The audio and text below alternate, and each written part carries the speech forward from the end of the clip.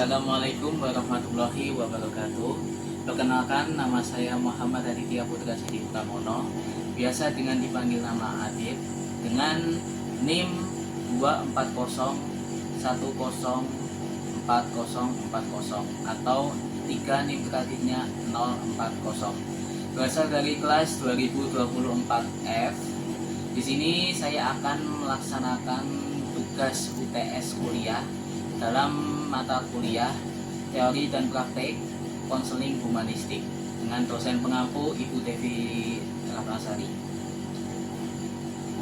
Oke, pada kali ini, pada tugas UTS humanistik ini, kita akan melakukan sebuah konseling dengan menggunakan sebuah teknik PCT atau Person Centered Therapy, di mana ini konseling ini fokusnya lebih ke konseli yang lebih banyak bicara daripada ke konselornya.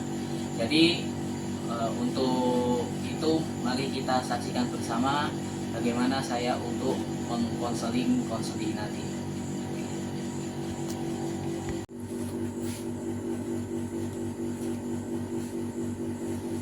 Assalamualaikum. Waalaikumsalam, Mas.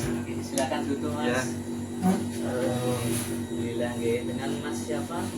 Saya dari Mas Haka. Mas Zaka. Iya. Oke. Mas itu yang kemarin ya, yang hubungi saya itu. Iya, yang kemarin saya hubungi jenengan buat ikut konsultasi. Oke. Bagaimana Mas perjalanannya tadi? Bisa dibilang agak capek ya, terus berat juga, terus tadi di jalan juga masih banyak pikiran itu. Tadi masih ke bawah lah. Oh, berarti sumpek gitu ya, macet juga ya kalau. Iya, nanti masuk juga ya bikin tambah sumpek aja nanti pas di jalan. Oke, sibukannya Mas Zaka hari ini apa ini? Apa ya, mungkin sekarang ini aku lagi banyak kerjaan, terus juga akhir-akhir ini kan tugas juga ini ya numpuk, jadi ya mau nggak mau bagi waktu biar bisa selesai semua dulu. Cuma menurutku ini tugasnya udah kayak melampaui batas gitu. Oke, berarti Mas Zaka ini masih mahasiswa ya berarti ya? Iya, masih mahasiswa. Ya. Oke. Sebelumnya Mas Zaka apakah pernah mengikuti sesi konseling seperti ini? Untuk sebelumnya sih masih belum pernah ya. Baru kali ini. Oh, berarti ini baru Iya. pertama kali ini. Iya. Oke, berarti karena memang baru pertama kali, jadi izinkan saya ini untuk menjelaskan singkat mengenai sesi konseling pada hari ini. Jadi sesi konseling hari ini itu mengangkat seperti 3 asas ya, Mas Zaka. Yang pertama yaitu asas kerahasiaan. Maksud asas kerahasiaan di sini itu yaitu di mana segala ucapan Mas Zaka ataupun ungkapan Mas Zaka itu akan dijaga kerahasiaannya oleh saya dan tim saya nantinya. Tapi itu dengan catatan jika nanti memang masalahnya Mas Zaka itu sudah merujuk untuk diserahkan ke yang lebih ahli, nanti akan saya serahkan ke yang lebih ahli, tapi dengan catatan juga dengan persetujuan Mas Zaka. Lalu ada juga asas kesukarelaan. Di sini Mas Zaka kan datang ke sini dengan sukarela kan? Ya, dengan inisiatif saya sendiri juga. Oke, dengan itu kan berarti Mas Zaka itu sudah sangat semangat juga ya untuk mengungkapkan masalahnya. Ya. Lalu yang terakhir itu ada asas keterbukaan. Jadi nanti Mas Zaka itu ketika waktu sesi konseling ini nanti Mas Zaka terbuka saja untuk bicara apa adanya ke saya. Karena memang ya tadi sudah dijaga juga kerahasiaannya seperti itu. Ya. Oke, mungkin itu sekilas dari saya mengenai apa saja sih sesi konseling itu. Oke, untuk mengenai durasi waktu nih Mas Zaka dalam sesi konseling ini nanti mau minta berapa? Ya mungkin agar tidak memakan waktu yang banyak, mungkin menurutku setengah jam mungkin cukup atau bagaimana? Setengah jam ya. Oke. Mungkin kita jadwalkan untuk hari ini 30 menit atau setengah jam gitu ya. Oke, nanti jika memang masih ada cerita yang belum selesai dalam kurun waktu 30 menit itu, nanti mungkin bisa kita agendakan untuk sesi konseling berikutnya. Boleh, Oke, boleh. boleh ya? Iya, boleh. Oke, boleh. Untuk itu mungkin karena Mas Zaka tadi katanya sudah sumpek ya, karena Iya. kerjaan gitu, karena PR nya juga banyak tugasnya. Mungkin bisa dijelaskan sih Mas, maksudnya nih gimana? Jadi gini kan, apa ya, itu saya kan hitungannya baru naik ke semester 3. Oke. Nah, menurutku dari semester 2 ke semester 3 ini memang ya udah pasti levelnya beda kan. Terus aku ngerasa juga semester 3 ini kayak ya materinya makin berat. Terus aku lihat teman-temanku itu kayak apa ya, nilainya yang sebelumnya nggak jauh beda dari aku, sekarang melampaui aku dari atas itu. Jadi secara nggak langsung aku kayak merasa apa ya, kepikiran gitu, kayak kok bisa mereka bisa dapat nilai sebagus itu padahal aku enggak, padahal aku udah belajar terus. Jadi aku kayak satu sisi terbebani dalam pikiran, kayak kenapa kok aku nggak sebagus mereka. Jadi ditambah lagi aku agak kewalahan buat ini apa, mengerjakan tugas yang sebanyak itu dari dosen-dosen. Jadi ya bisa dibilang kadang ada beberapa tugas yang aku ngumpulinya agak telat. Mungkin yang aku rasakan kurang lebih seperti itu. Oke, jadi Mas Zaka ini merasa bahwa di semester 3 ini Mas Zaka ini agak berbeda ya dari semester kedua. Karena memang Mas Zaka sendiri bilang bahwa tingkat kesulitan ini di semester 3 ini lebih sulit juga dari semester kedua.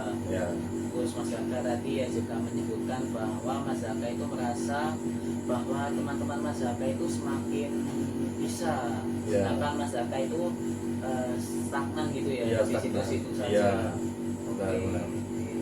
Lalu kenapa Mas Zaka itu kok bisa mengatakan bahwa Mas Zaka itu kok gimana stagnan gitu, dan menganggap bahwa teman Mas Zaka itu bisa lebih baik dari Mas Zaka gitu? Mungkin bisa dijelaskan kok bisa Mas Zaka itu menilai dari mana ya seperti itu? Ya mungkin dari sisi nilai lah paling kelihatan. Aku kan coba untuk mengkomparasi antara nilaiku dengan mereka, teman-temanku ini. Dan memang di beberapa matkul itu ada beberapa nilai yang aku memang rata-rata atau ya bisa dibilang agak bagus. Terus beberapa juga ada yang menurutku ada yang turun atau ngedown gitu. Sementara temanku kayak ada beberapa matkul yang nilainya sama, maksudnya rata-rata sama, cuma ada 1-2 matkul dari mereka yang mungkin bisa dibilang nilainya agak tinggi. Nah di situ aku bisa bilang kalau ya antara nilaiku sama mereka ini ada perbedaan gitu. Jadi aku merasa punya pikiran sendiri gitu. Aku kok apa ya, nilaiku kok jeblok padahal aku sama mereka sama-sama belajar.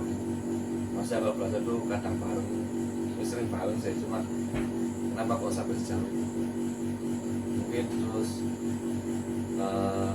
apa ya, faktor eksternal selain kuliah bisa apa ya, mempengaruhi, entah itu berpengaruh besar atau tidak, cuma aku merasa itu emang akan berpengaruh ke kuliahku, ke cara kuliah. Jadi salah satu masalahku juga ya agak di berbagai waktu sama faktor eksternal matkul ya, jadi gitu. Oke, Oke, Mas Zaka tadi sedikit menyebutkan bahwa ada faktor eksternal juga ya, Ya. yang mempengaruhi Mas Zaka, bahwa nilai Mas Zaka itu terjadi karena faktor eksternal tersebut. Mungkin Mas Zaka, faktor eksternal di sini itu bisa seperti apa? Jadi di sini kan aku nggak setiap nggak ke kampus buat matkul aja kan, buat ke kelas aja kan. Jadi aku ikut organisasi yang ada di kampus, ya bisa dibilang agak apa ya, agak padat juga jadwalnya di organisasi itu. Jadi menurutku pas itu aku kayak waktu dengan kuliah itu agak kewalahan gitu. Di satu sisi emang kelas itu harus diwajibkan, cuma aku nggak bisa langsung lepas semua organisasi itu gitu kan. Jadi mau nggak mau harus menyeimbangkan antara kerja kita, mungkin kewalahanku di situ.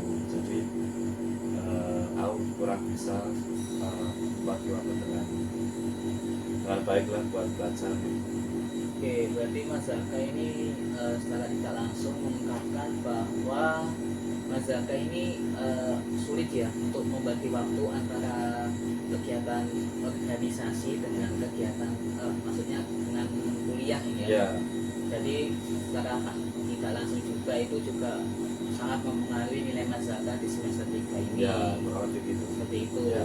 Oke, kalau boleh tahu nih Mas Zaka, Mas Zaka tadi kan menyebutkan organisasi. Organisasi apa sih Mas yang mungkin Mas Zaka ikuti selama kuliah ini? Untuk organisasi ini organisasi keagamaan Islam, ya pastinya banyak kegiatan Islam di sana. Terus ya fokusnya pasti di masjid. Terus ya selama ini memang banyak agenda yang memang harus dikerjakan atau diikuti lah sama aku. Jadi ya meskipun cuma satu organisasi, tapi itu pun sudah buat jadwalku agak padat gitu. Oke, berarti Mas Zaka untuk di kuliah ini satu organisasi ya? Ya, Oke, untuk organisasi itu kan Mas Zaka tadi juga menyebutkan organisasi keislaman. ya, Jadi mungkin jadi ranahnya itu ke arah ke Islam-Islaman. ya. Tapi kan kalau nggak salah itu Mas Zaka, apakah kayak kegiatan organisasi itu sering sekali membebani Mas Zaka ketika di kuliah? Ya menurutku agak membebani juga, karena kadang saat kelas aja aku masih dihubungi sama salah satu teman yang ada di organisasi itu buat ya sekiranya buat membahas agenda yang sedang terjadi di organisasi. Jadi ya meskipun aku tinggal sebentar pasti tetap ada yang menghubungi gitu. Jadi itu yang membuat aku agak pecah fokus. Oh, berarti Mas Zaka ini secara nggak langsung ini orangnya itu sering diandalkan ya sama organisasi. Ya cukup lah, cukup ya. Oke, tapi itu juga yang membuat Mas Zaka juga sering Ya, terpecah gitu ya, ya, terpecah fokusnya. ya kayak gitu. Oke, mungkin Mas Zaka ketika dihubungi nih, ada satu momen ketika dihubungi, apakah Mas Zaka itu ketika dimintai tolong untuk organisasi, apakah ada apa ya, apakah Mas Zaka ini sempat untuk menolak atau Mas Zaka ini menerima semua gitu? Antara menerima dan menolak itu kan tergantung dari situasinya kan. Misal tadi yang aku jelasin, misal aku ada kelas tiba-tiba dihubungi buat yang mengurus suatu hal yang ada di organisasi, itu jelasnya aku menolak dulu, karena ya tetap apapun alasannya tetap kita harus ini kan memprioritaskan kelas gimana pun juga. Kalaupun kita di apa ya, walaupun aku apa ya kayak udah kelas terus itu tetap dimintai tolong, ya aku lihat kondisiku. Kalau semisal dirasa aku emang lagi capek banget, aku nolak dengan halus kayak mohon maaf aku lagi gak bisa gitu, lagi kayak enak aja. Oke, berarti kan Mas Zaka masih bisa menolak ya kayak hal-hal kayak misalnya itu dimintai bantuan ya. Ya, Oke, berarti kan secara nggak langsung ini juga mematahkan lah ya ibaratnya anggapan bahwa organisasi ini bisa menyebabkan nilai Mas Zaka ini tetap stagnan gitu. ya, Kenapa sih? Karena ya sini Mas Zaka ini bisa lah ibaratnya untuk menolak permintaan gitu, sehingga waktu dari Mas Zaka ini bisa lebih banyak ibaratnya gitu. ya. Oke, untuk itu dari temannya Mas Zaka, artinya katanya sempat belajar bareng-bareng gitu ya. Ya, Oke, mungkin bisa diceritakan nih gimana sih belajar barengnya itu?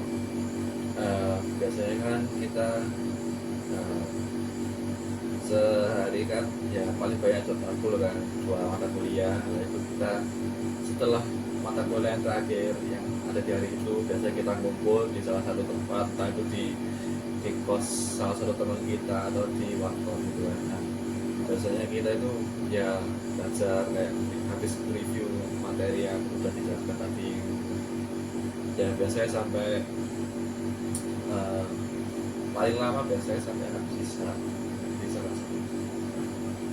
ya kurang lebih gitulah yang biasa terjadi.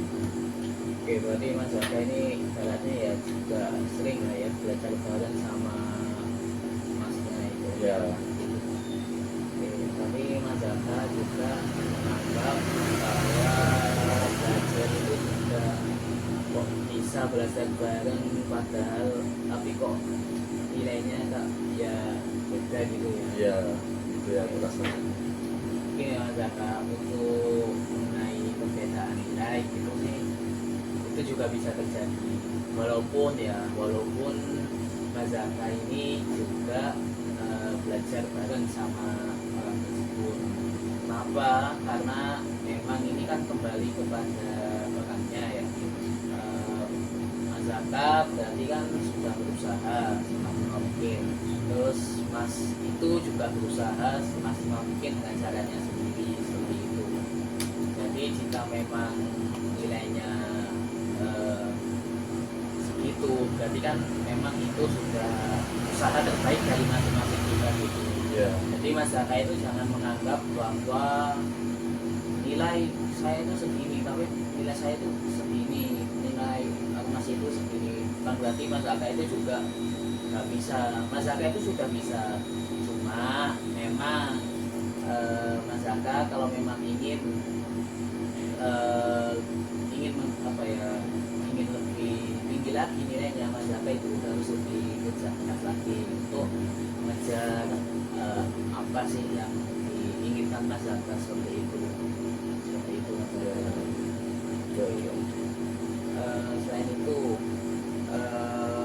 apakah sih Mas Zaka ini ketika memikirkan hal-hal itu maksudnya ketika memandang apa ya, nilai temannya Mas Zaka itu lebih tinggi, apa sih Mas yang dipikirkan Mas Zaka ini? ya aku pas aku lihat nilai temanku yang tinggi-tinggi yang ya aku merasa berada di atasku. Nah itu aku kayak merasa kayak minder aja padahal aku udah konsen bareng sama mereka. Terus ya ya pokoknya kayak merasa minder. Terus kayak ya pokoknya kebanyakan minder sih. Tadi kok bisa sih kan nilaiku kok cepet. Berarti Mas Zaka ini di sini juga merasa minder karena melihat nilai Mas Zaka lebih apa ya, lebih rendah ya ibaratnya dibanding dengan teman lain. Tapi teman Mas Zaka ini respon temannya Mas Zaka untuk Mas Zaka ini gimana? Apakah ada kayak untuk mengajak lebih belajar lebih bareng lagi atau bagaimana?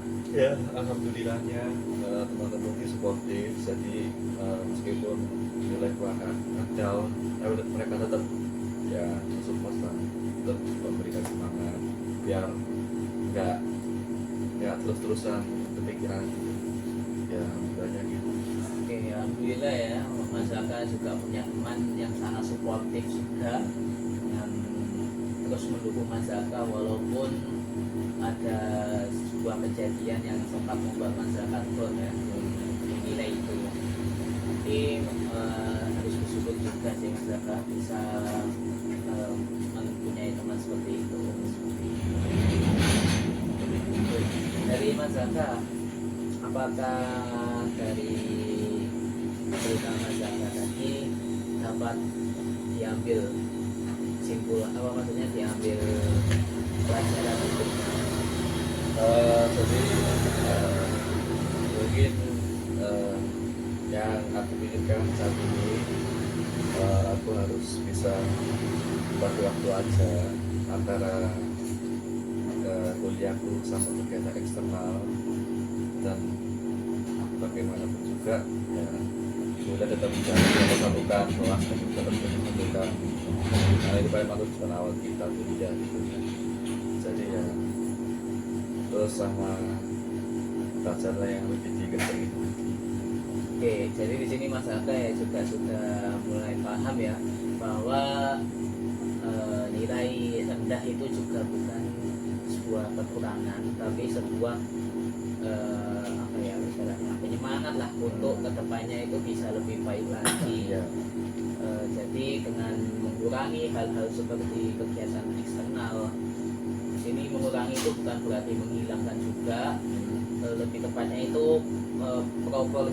proporsi kegiatan yang dilakukan eksternal dengan kegiatan kuliah ini Ya. bisa lebih tinggi lah di kegiatan Ya. kuliah. Betul. Dan itu ya insya Allah Mas Zaka ini bisa lebih untuk masalah nilai itu bisa lebih baik lagi lah untuk semester depan ataupun semester ini, sisa semesternya ini Ya. seperti itu. Oke, dari Mas Zaka nih, apakah ada hal yang lainnya yang bisa mungkin ditambahkan mengenai masalah sejauh ini sih aman ya, mungkin keluar terbesarnya memang itu aja ya terkait nilai yang membuat akan mendown. Jadi ya alhamdulillah cuma itu aja yang menurutku agak membebani gitu. Oke, oke, masalah nilai berarti niki untuk nilai ini apakah dari ada itu juga pengaruh dari kayak dosen seperti itu, apakah ada? Ya bisa dibilang ya mungkin ada beberapa dosen yang ini ya apa, kalau dalam hal kriteria nilai kan emang beda-beda kan dosen. Nah, mungkin ada ya mungkin salah satu lah atau salah dua dosen yang ya bisa dibilang kalau masalah nilai emang harus dikencengin gitu. Jadi ya mungkin ini ada faktornya juga, faktor apa ya yang emang kita nggak bisa dikendalikan aja. Kalau bahasanya kan kembali lagi yang ngasih nilai kan itu dosen. Oke, jadi Mas Zaka menganggap bahwa dosen itu juga berpengaruh, tapi hal itu juga tidak bisa diganggu gugat juga Ya. seperti itu. Oke, dari segi mengajar nih, dari segi mengajar dosen, apakah ada hal yang bisa membuat Mas Zaka itu kayak merasa cara mengajarnya itu bisa membuat nilai Mas Zaka itu bisa lebih turun? Kalau boleh cerita, emang ada salah satu dosen aku yang ya kok bisa dibilang ngajarnya itu agak ya mohon maaf agak kurang jelas gitu kan. Cara penyampaian materinya, terus interaksi dengan mahasiswanya itu menurutku agak kurang. Jadi ya jadi aku kayak membaca pikiran beliau itu kayak yang penting ngajar, yang penting kelihatan ngajar di para anak-anak gitu kan. Jadi aku masih belum dapat full pemahaman tentang materi yang beliau sampaikan gitu. Jadi ya adalah salah satu dosen yang seperti itu. Oke, berarti ada ya faktor dosen, faktor dosen itu yang membuat Mas Zaka ini merasa nilainya itu turun itu juga karena faktor dosen itu. Seperti itu. Jadi mungkin dapat disimpulkan dari sesi konseling Mas Zaka ini, Mas Zaka ini beranggapan bahwa di semester 3 ini Mas Zaka nilainya turun daripada semester sebelum-sebelumnya. Mas Zaka beranggapan bahwa faktor eksternal seperti mengikuti kegiatan organisasian dan dari dosen itu juga sangat berpengaruh lah terhadap turunnya nilainya Mas Zaka. Mas Zaka juga menganggap bahwa nilai Mas Zaka itu lebih rendah daripada nilai teman-teman Mas Zaka gitu. Jadi Mas Zaka itu sering merasa minder seperti itu. Oke, mungkin dari sesi kesimpulan tadi mungkin apakah benar seperti itu Mas Zaka? Ya, kurang lebih benar. Oke. Nah, mungkin dari kesimpulan tadi mungkin karena ini sudah apa ya ibaratnya waktu sudah mepet lah ya. Mungkin saya akan sedikit lah menambah apa ya memberi tugas rumah lah bagi Mas Zaka supaya ini Mas Zaka itu supaya pemikiran bahwa bisa membagi waktu antara kuliah dengan ikut ke organisasi yang seperti itu. Nanti tugasnya akan saya kirim dengan lewat WA ya Mas. Nanti teknisnya juga akan tertulis jelas lewat WA seperti itu. Nanti Mas Zaka bisa mengerjakannya seperti itu. Untuk pengumpulannya mungkin bisa kirim ulang aja lewat WA. Nanti saya akan koreksi jika nanti memang Mas Zaka sudah bisa mulai membagi waktunya, kita bisa untuk sesi konseling mungkin bisa diakhiri. Nah, jika memang nanti belum, mungkin kita bisa agendakan untuk pertemuan selanjutnya. Itu bisa dipahami Mas Zaka? Bisa, aman. Oke, mungkin karena memang waktu sudah menunjukkan 30 menit. Mungkin untuk sesi konseling pada hari ini mungkin bisa kita akhiri nih Mas Zaka. Oke, di sini Mas Zaka mau ngapain? Habis ini saya mau pulang buat jadi tugas. Oh, mau pulang lagi tugas. Jadi tugasnya sangat banyak. Iya, agak banyak ini emang. Oke, berarti terima kasih ya Mas Zaka sempat-sempatnya untuk mampir ke sini. Tunggu tugasnya juga ya. Gitu. Oke, mungkin Mas Zaka, saya izin pamit undur diri. Mungkin mohon maaf bila selama sesi konseling tadi saya mungkin ada salah ucapan atau kata yang dapat menyinggung Mas Zaka. Mungkin saya minta maaf. Oke, cukup sekian dari saya. Assalamualaikum warahmatullahi wabarakatuh. Terima kasih Mas Zaka. Terima kasih juga ya. Mas Zaka, terima kasih. Pulang dulu ya. Oke, monggo. Nah, teman-teman, tadi merupakan adalah video mengenai konseling singkat mengenai teknik PCT atau person centered therapy. Dengan sesi konseling tersebut diharapkan konseli dapat lebih semangat lagi mengenai masalahnya, lebih dapat mengatasi lagi permasalahannya tanpa perlu bantuan konselor lagi. Oke, itu saja cukup dari saya. Wassalamualaikum warahmatullahi wabarakatuh.